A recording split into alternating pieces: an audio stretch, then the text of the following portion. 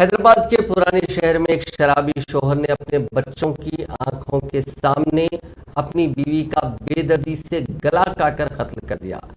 दिल दहला देने वाली ये वारदात चंद्रायनगुट्टा पुलिस स्टेशन के हुदूद में आज पेश आई। जराये के मुताबिक अबरार नामी शख्स ने अपनी बीवी मेहरुनिसा का ताड़ला कुंटा इलाके में खंजर से हमला करके कत्ल कर दिया। शौहर ने अपनी बीवी के जिस्म पर मुतअद्दिद वार किए और गला काट दिया, जिसके नतीजे में खातून की मौके पर ही मौत हो गई।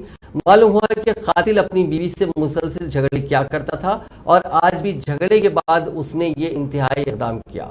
मक़तूल खातून ने रिश्तेदारों से पता चला कि अबरार का ताल्लुक कोहीर से है और वो वहां अपनी बीवी पर जुल्म ढा रहा था, जिसे तंग आकर खातून शहर मुंतकिल हो गई थी और शौहर से साथ चलने के लिए दबाव डालते हुए हरासा कर रहा था। पुलिस ने इस मामले में केस दर्ज करके छानबीन शुरू कर दी